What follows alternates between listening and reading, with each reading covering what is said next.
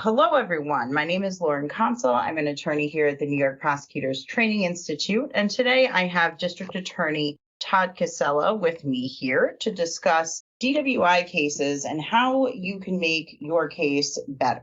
DA Casella, before we get started, can you just tell me a little bit about your background? Certainly. So I am the District Attorney of Yates County. I've been doing this for 4.5 years now. And before that, I was an Assistant District Attorney in Steuben County for 5 years and ran all over Hell's Half Acre trying DWIs and loved every minute of it. So I've gotten to do a lot of these when I was an ADA, and not as many since I've been the DA, but they've always been my favorite type of case to try. I've always just loved doing DWI cases.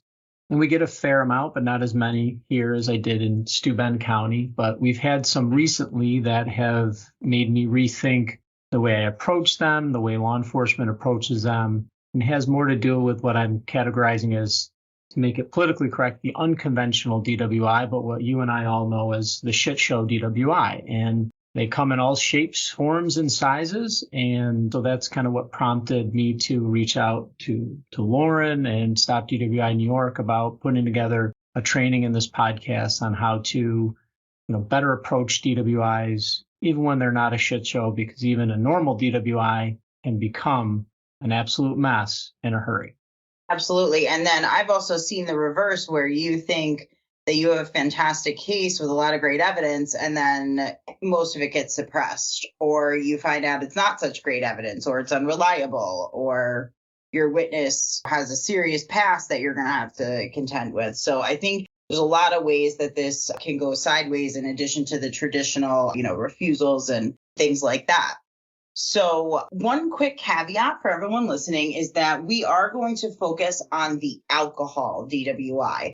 I know that colloquially, a lot of times we do sort of lump in, we just say DWI drugs instead of DWAI drugs. So here we're going to be focusing on the alcohol DWI because there are a lot of additional complications when we get outside of the alcohol realm and into other drugs. So let's jump into it and talk about some of the things that you can do to make your case better. Sure. So, a case that looks like garbage in the beginning can turn out to be really good, a really strong case if you do some of these things. And a case that looks really good on paper can turn out to be garbage, even if you do some of these things. So, my approach on anything is prepare for the worst, and that way you're ready for whatever happens. So when you look at your standard DWI, the way we approach and the way law enforcement approaches and the way we size up a DWI is conventionally, what's the test? How do they do on the standardized field sobriety test? How good's our stop? What type of admissions does the defendant make? And pretty much any one of those things can be subject to suppression or perhaps an adverse inference if things aren't done right. And so some of the things that can go wrong is, your breath test can get thrown out. Refusal warnings weren't read correctly. You have issues with your breath test operator not doing an appropriate observation period, instrument issues, credibility issues with your witnesses, repeal of 50A, discovery reform, and all these disciplinary records that are coming out. You're going to be dealing with these things more. So really the idea is to try and prop up your witnesses with more evidence than just those things. Because if that's all you're going to trial with in a DWI, you got less than a 50% chance of winning. If that's all you're relying on. No, they failed SFSTs. He didn't turn his blinker on when he turned, and he was a 1-2 on the test. You don't have a great chance on that because you don't have enough. And if those things get suppressed, what are you left with? If your SFSTs weren't administered properly, if your officer is not strong on them, doesn't know how many inches from the side the hand needs to move before it counts as a clue, can't really articulate the horizontal gaze and nystagmus test well, didn't make good notes on the one-leg stand. There are so many clues within each of these tests that your officers may not be looking for. And if they don't do it right and they don't know when they can properly mark somebody off for it, their credibility is going to be tanked on the stand. And that comes down to two things. One, you as the prosecutor prepping that witness, asking them those questions. Hey, you marked him from raising his hands on the side on the walk and turn. How far did you raise him? Oh, I don't know. Well, that's a problem, especially if you don't have body cam to show it. And then follow up with, well, how far does he have to move his hands before you could mark that? And see if they know. Because I guarantee you, 7 out of 10 times they're going to scratch their head and say, I don't know. And they'll want you to tell them. Don't. Refer them to the manual and have them review it. Like, they need to know this because a good defense attorney is going to. So all those things go away. And then what do you have? You've got 1192-3 with maybe some traffic charges, and you don't have a refusal charge to your jury. You can't beat that drum that he refused or she refused because they knew the evidence was going to support their guilt of the charge. So if you lose all that stuff in a case where they consented, is your case toasted? And I don't think it is. If you have other evidence, if you've asked your officer other questions, and if they've done a good job. And what you have to understand is law enforcement is not going to just do these things for you automatically. It takes time to get police officers trained to do a little more. And that typically happens in the context of hearing prep and trial prep and losing cases. You're going to lose. And sometimes it takes losing for them to learn and for you to learn what other evidence is out there. And that's really how I kind of came up with these things. So if I can just interject for 1 second, probably in my opinion, when we do cross-training with prosecutors and police, I think one of the most important things on top of the relationship building that you were talking about is also that mutual assistance and mutual training component where, you know, the officers tell you what they're seeing on the street and what happened, and you tell them what you need them to do in order to make this case a solid case. Also, the whole idea of, you know, don't stop when you have enough because you never know what you're going to lose. So don't forget, observations are one of the most important things I think that you can get. And you often really do need to prompt your officers, especially if they're new, to get those little details and nuggets of information that will really help paint your picture and make your case. Absolutely. And it starts early. You know, if you're in an office where all you're doing is DWIs, right? And those are the only type of case you have, you should be talking to your officers early and often about cases, about what's going on. Sometimes the paperwork is not going to be clear why they stopped. And especially now in the age of discovery reform, you're going to get confronted by defense attorneys sooner. And I'm sure you are about, well, this case is garbage. You know, the stop's bad. And it may look like it's at least unclear from the paperwork as to why they stopped them. I have one agency, they don't do a narrative. I get an arrest report with like 7 lines that summarizes their actions. I get the SFST note card and the bill of particulars. There's no narrative. And if you're like me, you need the narrative, right? That's how you're going to structure your questions for witness prep and for hearing prep and trial prep.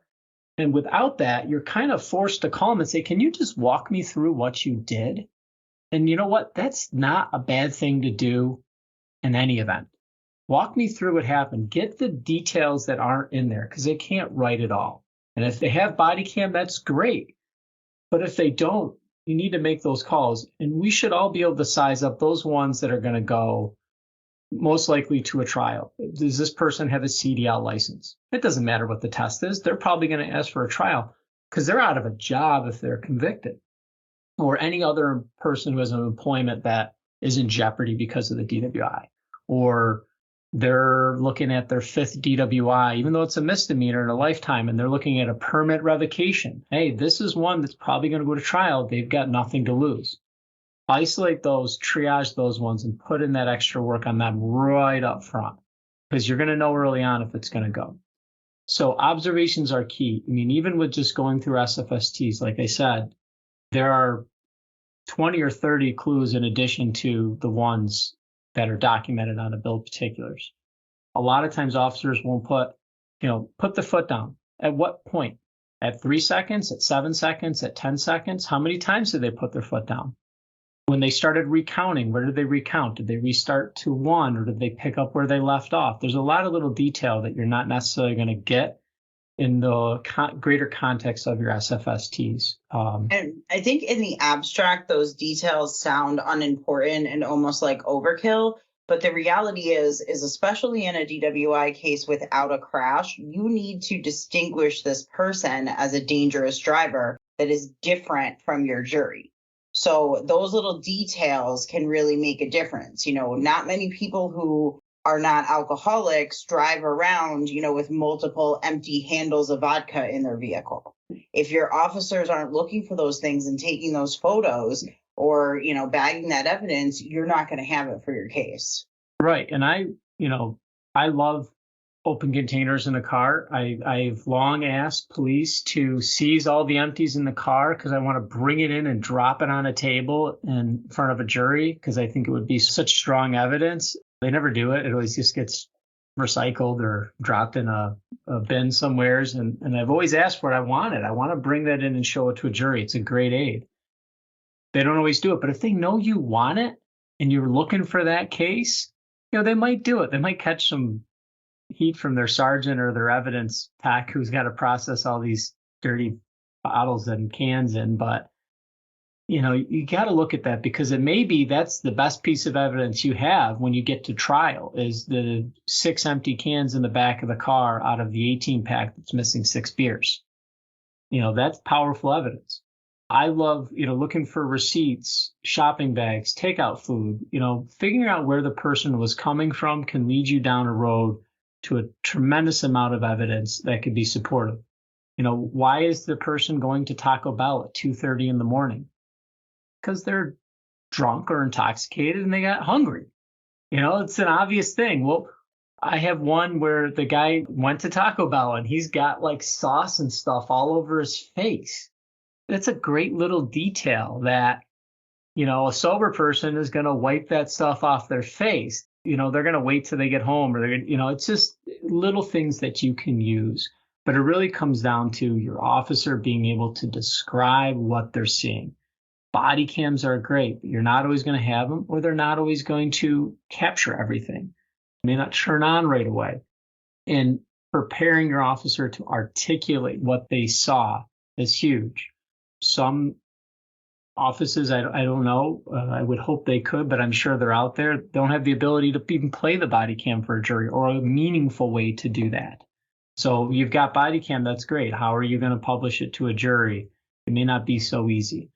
So making sure they can articulate it is really a big part of it. And if you know where they were coming from, you now have other people to talk to. And in my opinion, and I'm sure others would agree, maybe some would disagree, the best witness in a DWI is not a cop. It's a civilian. Because who is a civilian?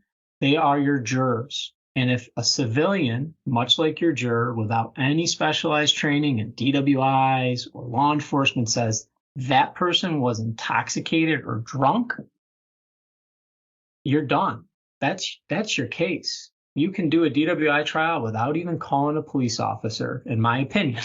Again, some could disagree. I wouldn't advise it, but you could because your jury's going to relate to that person as long as they don't have credibility issues. So receipts, shopping bags, food in the car, where did they come from? Go there, find witnesses. Make sure your officers know that. Hopefully they'll do it. They may be asking a lot, or they may think you're asking a lot. You may get accused, like I have, of wanting a case on a silver platter. But should we demand less? I don't think we should. So those are some of the little things that I think that can really make a difference, and there's a lot more. I think your civilian witnesses can also be a great way to sort of subconsciously take away that idea that law enforcement is just out looking, to entrap people for drunk driving or whatever else the case may be, given, the current tenor of society and whatnot. So I think when you have those civilian witnesses, you can get rid of a lot of the things I've had, even on appeal. I've had defense attorneys try, to make suggestions and just throw out little, catchphrases and bits that really have nothing to do with the case, but they might distract the jury. So if you can sort of bring it back to center with your civilians, I think that can be really helpful. And as the DA said, they're incredibly relatable. Whereas police officers really aren't if you're not from a law enforcement family or community. Exactly. And, if you're lucky enough that it's a civilian who called 911, those are great because, they saw something that was so bad that they went and did something that most people don't do. And they called 911. They actually called the police because they felt this person could hurt themselves or somebody else. And that's not really they don't want to do, especially nowadays, because they know their information is going to be turned over in discovery. right. So it makes them an extremely powerful witness, but you can still find ones that they didn't. And hey, you may be finding witnesses who are going to give you material that is not favorable to your case. Don't ignore it. Remember your obligations under Brady. If that witness says, yeah, we saw him, he was here, he seemed fine, you don't get to bury that. That's a non-law enforcement witness with evidence relevant to the charges or defense against. You have to turn that over under 245-20. You have to turn that over under Brady. So be aware that you may find things that you don't like, and that's okay. Because you want to know that. Because if you can find it, the defense attorney can find it. Would you rather be ambushed at trial? Or would you rather know 3 weeks after the arrest that the case is garbage and you're not going to be able to prove it? And then you move on and you don't waste energy on that because, hey, you got 6 people don't know this guy said he looked fine. And you're going to size it up from there. And one question, one of my better DWI police officers got really hung up on that you should be prepping every cop with, not even in anticipation of a case, just ask them randomly. Ask them to tell you the difference between intoxicated and impaired in the context of a DWI, alcohol, not drugs. And don't ask them to give you an answer, to say, just think about it. Next time I see you, let me know what you think about that. Because I saw a really solid guy get really hemmed up with it, and he couldn't articulate it because he hadn't thought about the question. And it's a fair question for a defense attorney to ask. And a lot of this stuff is prepping your police officers. So make sure you're asking them those questions that you've seen others get stumped on. This is one that really stuck out to me. And I think, too, that we need to remember that just because police officers are trained law enforcement professionals, they are not attorneys. They are not as comfortable as prosecutors are, as judges are, as defense attorneys are in the courtroom. They are used to, doing their job. And some of the best road patrol officers really do just clam up on the stand because it's a totally foreign and uncomfortable adversarial position to be in. We are used to it. It's second nature. Many of us thrive on it. But your police officers might not. Some of them may, but a lot of them may not. And they may also not appreciate why we're asking for some of the things that we are asking with such particularity. So a little bit of explanation, I think, and discussion can really go a long way. Yeah, absolutely. And I think letting them know that this isn't you being demanding. This is you trying to protect them from a really uncomfortable cross-examination and protect their reputation and their integrity. When they know and they really believe and trust you and that's where you're coming from, that you're looking out for them, this isn't about you and your conviction rate, that you're doing this because you want them to do well. Because let's face it, even guys that are seasoned, I've got one guy who's such a solid DWI officer. He's terrified of this one defense attorney. I'm like, why? He's really not that good. But like 10 years ago, the guy kicked his teeth in and he still hasn't gotten over it.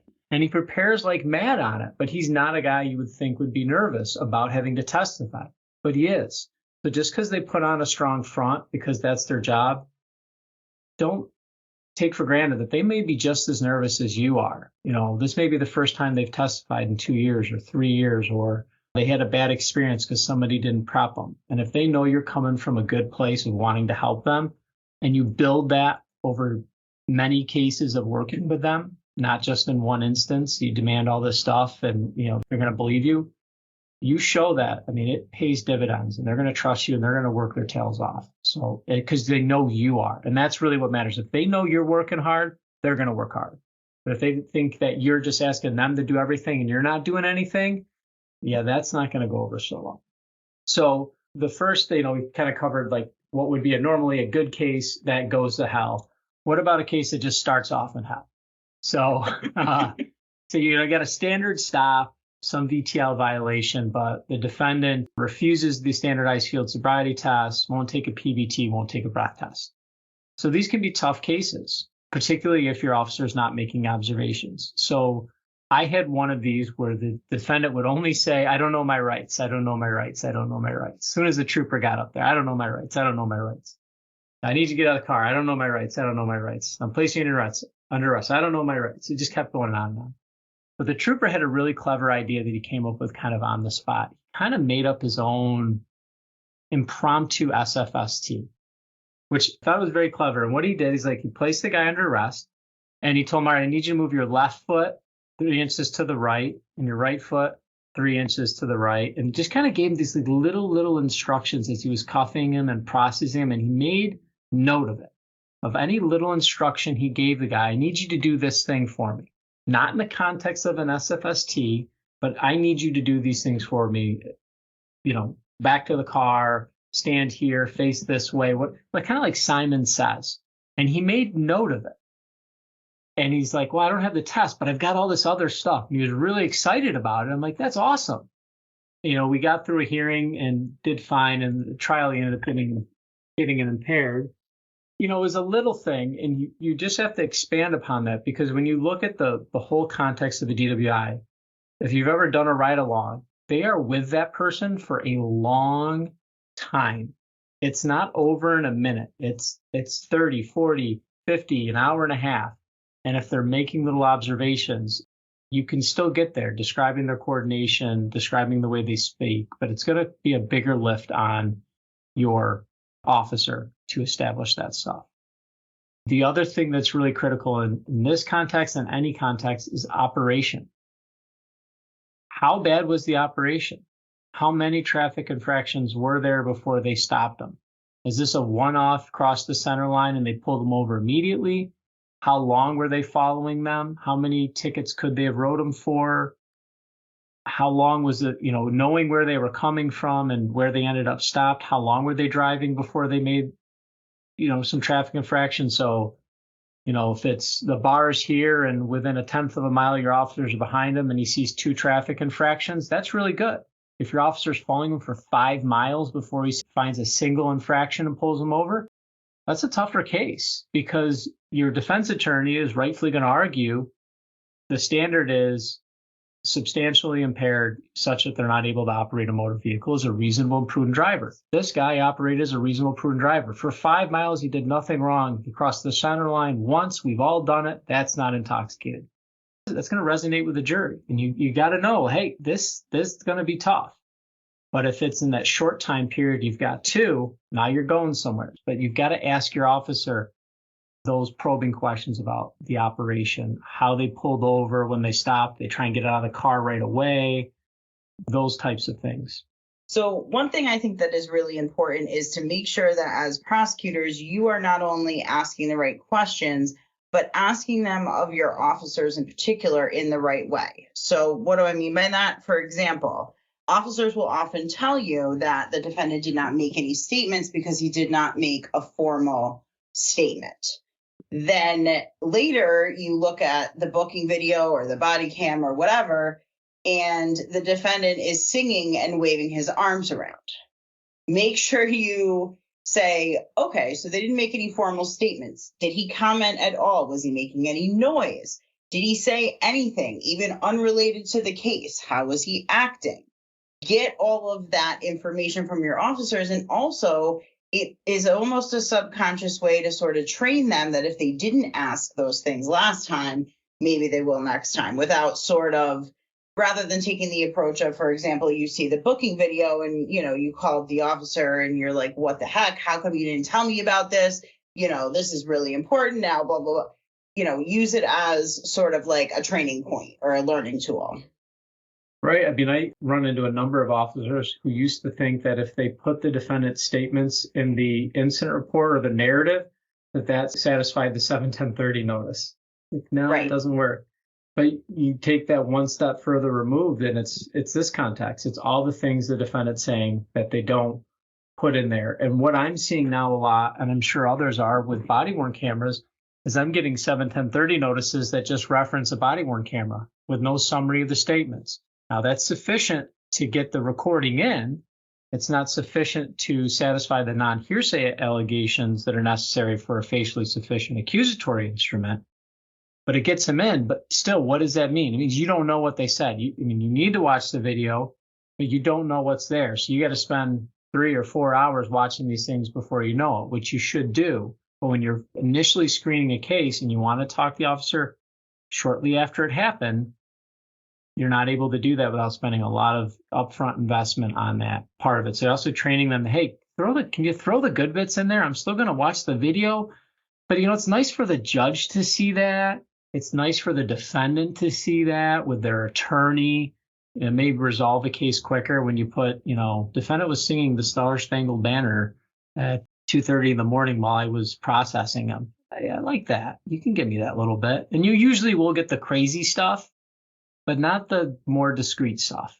So training them that you want that is really, you got to ask. Because if you don't ask and it's not an incident report, you may have a great statement that's going to help you later on that you'll never be able to use because you didn't notice it. And frequently what officers say, well, he didn't say anything incriminating. Well, yet, right? He said things, right? And they may be helpful to my case later. We just don't know it yet. Yeah, and that's a great point that we always want to make sure that we're encouraging them to give us all of the information and not to make that call themselves. And that can get really tricky depending on your jurisdiction, because in some jurisdictions, the cops are the ones writing everything up. So it gets to be this very kind of tricky interplay. But the other way to sort of approach that too is to say to them, yes, they may not have said anything that was per se incriminating. However, what they said may, help me demonstrate, that they were drunk, that they were the operator, that they that, fill in some other piece of the story. So kind of try to frame it, in a sense of I really need you to give me all the information I need to give the full picture to the jury, as opposed to, every case I need you to get this, and this. They're never going to do it. Right. And it also really comes into play with those, not necessarily exculpatory statements, but the statements that would appear to be irrelevant at the time they're being made. And they can be really helpful to confront defenses that they may try and raise. At the hearing, the defense may say, well, there's this and this. And well, that conflicts with what he said. So you want to say that his sister dropped him off and that he never drove the car. We're kind of moving away from the standard stop type case, but he didn't. Well, you got an operation case. Well, so and so drove the car. Well, that's funny. He's telling you his sister drove the car and dropped him off, but he told the officer it was his brother-in-law. So go ahead and throw both of those at the wall and see what fits. Or is a jury more likely to believe my police officer that it was your client who was driving the car? Because now they've got given conflicting statements, and that's what they often fail to appreciate is how something that's irrelevant now can later conflict with something that comes up later, especially if a defendant testifies or if they call any witnesses. Anything can be helpful at that point. And it can be extremely important in a DWI case because a lot of your witnesses are going to be friends and family of your defendant. So, for example, if you have a defendant who the first thing he says when the officer says, get out of the car or whatever, is don't tell my wife. And then the wife is giving a statement that he was stone cold sober when he left her 2 hours prior.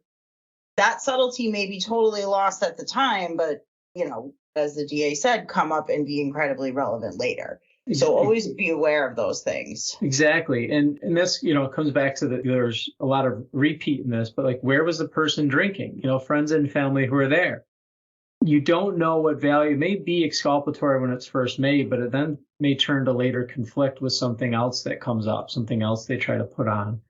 Something that I frequently see ignored are passengers. They are very infrequently interviewed and deposed, and they should be every time. Absolutely. Where were you coming from? Where were you going? What were you drinking? What were you smoking? Whatever it was, anything that they will tell you, again, separated and interviewed like you should in any case. If they do that, you are now locking them in. And police often fail to appreciate the benefit of getting somebody on paper early because then they can't change their story after the fact. Or if they want to, oh, I was drunk, I didn't know. Okay, I'll take that. I'll take that. You were drunk then, and now your story is completely different from what you gave before. I'm fine with that. But locking them in is huge, particularly in the context of someone who's going to refuse everything. You want to do as best you can and don't ignore your jury charges. I think there's a strong argument to be made for a consciousness of guilt charge. You're going to get the refusal charge. Ask for the consciousness of guilt charge, too, from your jury. Bring a motion in limine. It's also a much better charge, in my humble opinion. It is. Than the refusal one. Yeah, but if you put those two things together and you do it in a motion in limine, and then you know when you're prepping your opening statement, when you're working on your voir dire questions, when you're working on your closing argument, you're able to write those things out well in advance instead of hoping the morning of the trial that you're going to get a good ruling. Now you're developing that right away. And that may also help get a plea on a case. You just don't know. So the other type of case, which kind of follows this, is your combative suspect. And, generally speaking, I'm seeing a lot more refusals, a lot more uncooperative defendants, combative defendants. I think that is only going to continue to be the trend. I don't know the statistics if they're actually going up across the state. Just colloquially, from my experience, I see more and more of them.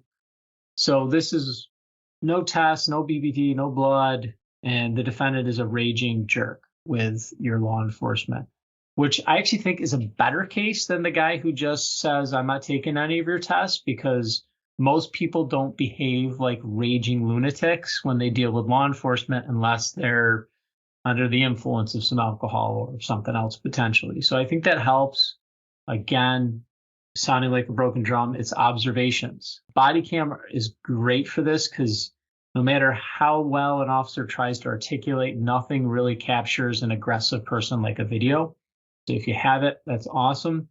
But your officer's still talking to them. They're still observing them. And something that's really important to develop with your police officers and talk to them about this is to emphasize the difference between the officer's behavior and the suspect's.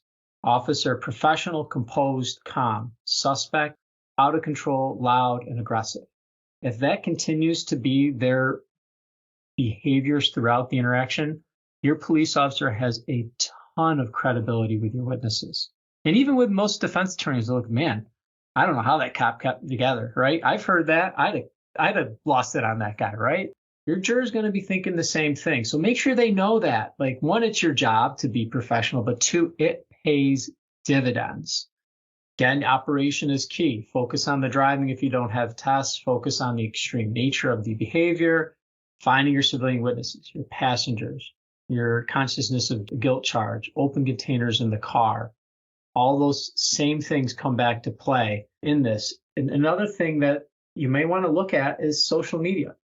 I had a case with a doctor. The last DWI was a BWI, didn't stu then. It was a doctor, and he was going to lose his license if he got the BWI.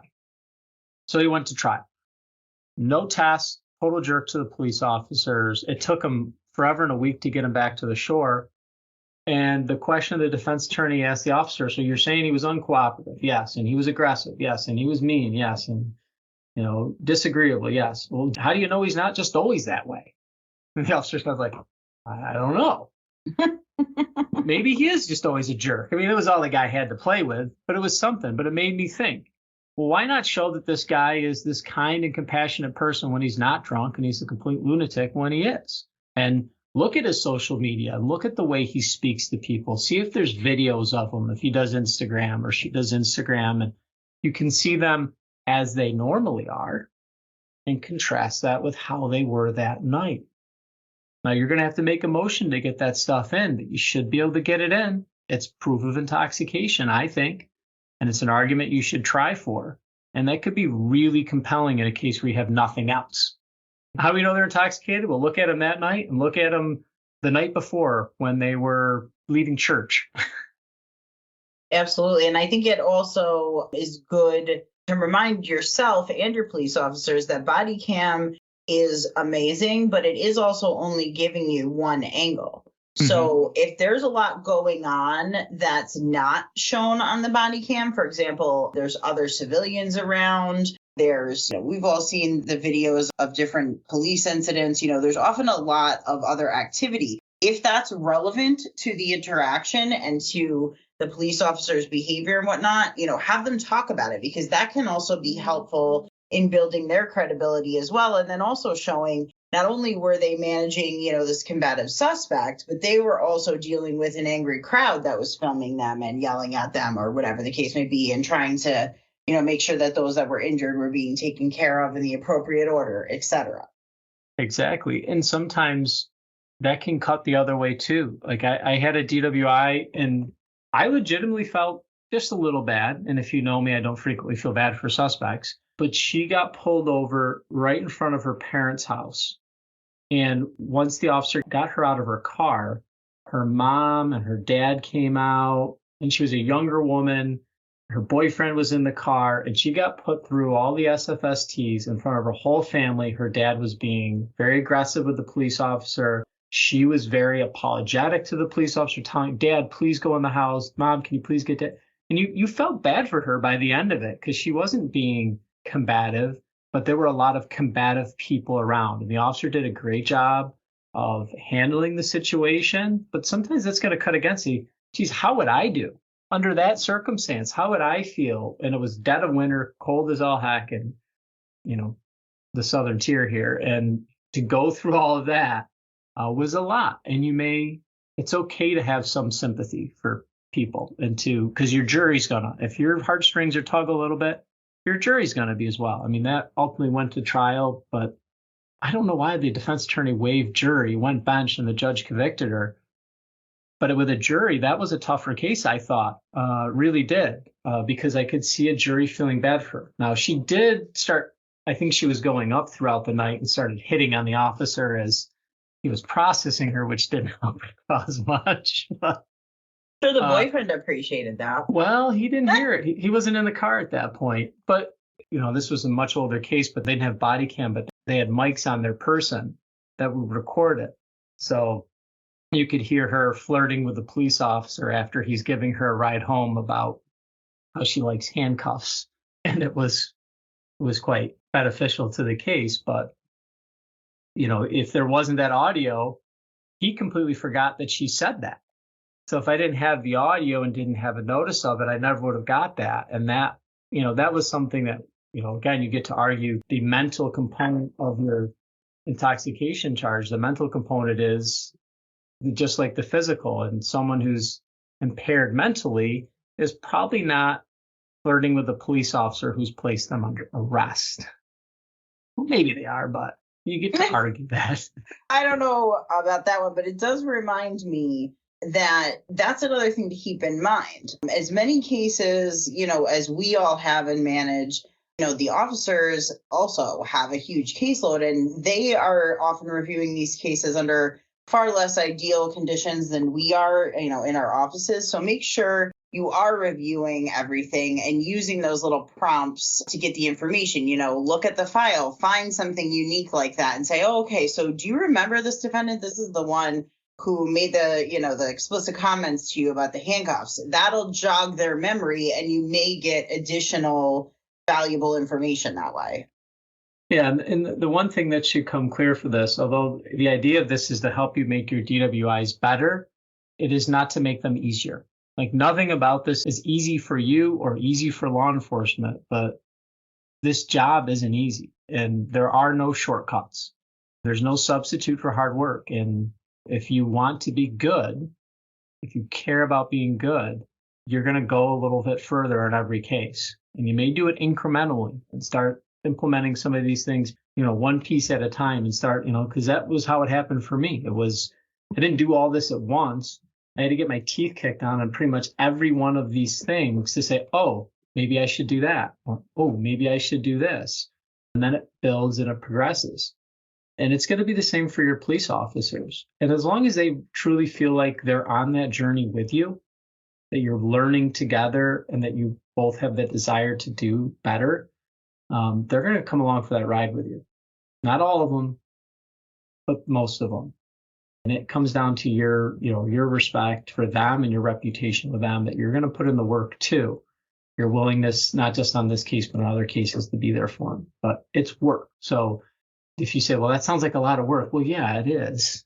Absolutely. Yeah, no, none of these are shortcuts. That's for sure. But the idea is if you are trained to do it this way and your officers are trained to do it this way on your standard DWIs, on any misdemeanor DWIs and your felony DWIs, when you get that DWI that causes the death or serious injury to somebody else, all this stuff is second nature. It is ingrained in you and your trial prep. It's ingrained in your officer and his investigation.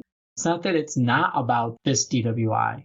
It's about the next one and the one that comes after that. And if you have that perspective that I'm getting ready for that call at 3:00 in the morning when someone's dead, and if you approach every case as a primer for that experience, and your officers do the same way, it'll help motivate you a little more. Like, yeah, this is a lot of work, and this seems silly to do on a first offense DWI where they're a 1-1. Well, you may not do it on the 1-1, but you should be doing it on anything above that or anything that you think is going to go. Just don't take it for granted that just because this time someone died, that it doesn't mean the next time someone won't. So you approach it that way, you should have enough motivation for yourself and your officers to put in that little bit extra work on every case and then gradually build on that. So you're not asking for everything from them all at once. Like, hey, on the next one, do you think you can pay attention to this thing? And then the following one, you just kind of gradually building that up. So it's an incremental change. So you don't notice it as much and they don't notice it as much. And you're just gradually together putting together better and better and better and better cases.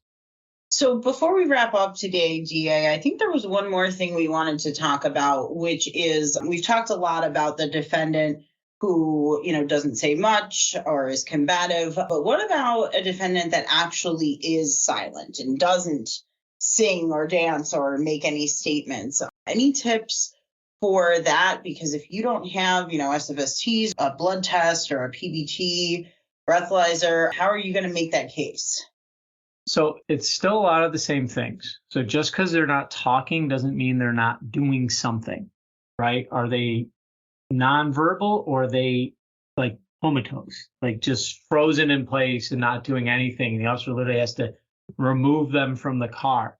Those present difficulties from the initial perspective of just getting through your divorce standards. Does the officer even have enough to get him out of the car if he's never talked to them?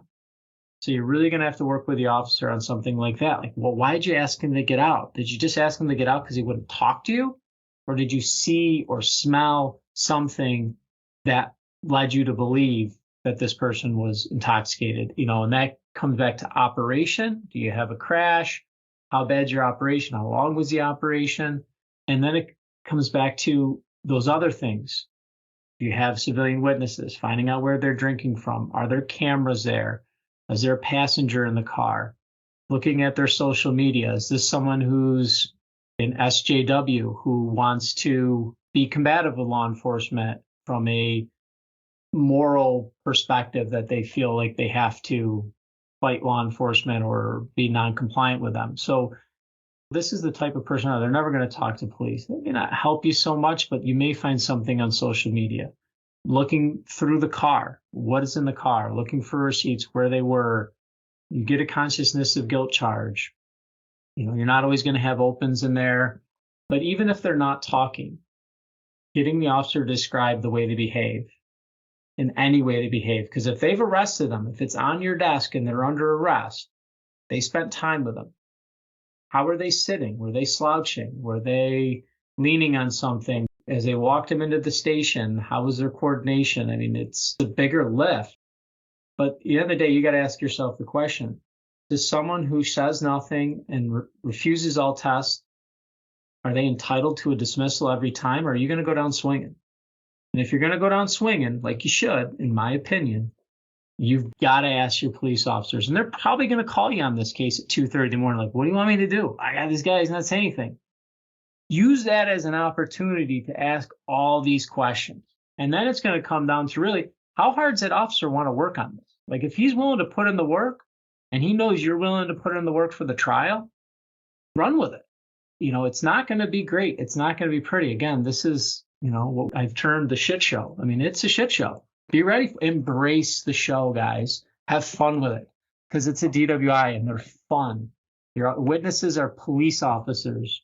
They're fun witnesses. They call you back when you call them, hopefully. You And call if they them don't, back. you should probably do something about that. Well, and you should be calling them back when they call you too. And that door swings both ways. But it depends on the case. You can do location data. You can do a search warrant on a cell phone, if your officer can articulate. There's going to be good stuff there. But are you going to do search warrants on every DWI? No. Who is this person? Is it their 6 DWI? Did they have a near miss and almost run over somebody? Assess it. How great a risk does this person pose to society? And, the sky's the limit to how hard you want to work, what evidence you want to get. And search warrants for cell phones and cell tower data, location data, text messages, photos, social media. I mean, those are a whole nother topic, but they're all there. They're all options. If someone's driving a car and suspected to be intoxicated, you have, in my opinion, probable cause to believe that there's evidence supporting that on their devices. Because it shows where they were going, where they were coming from. That's evidence of operation. Yeah, absolutely. And now, everyone's essentially carrying around multiple electronic devices in one. And then not to mention the car, that's an entirely different topic. The infotainment centers and a lot of the newer vehicles are incredibly helpful. They're difficult to get through, though. They are. You're not always going to get through becoming better them. Slowly, like the cell phones, But it's always going to be a challenge, though, because the technology's always got to play catch up. That's right. And, subpoenas and search warrants are your friends. You can get a lot of info from a subpoena, a lot of info from a search warrant. You got to size up when you're going to do it, but it's an option. Absolutely. And just a quick thought before we wrap up with final thoughts. I know we're going to come back and talk about cases with crashes another time.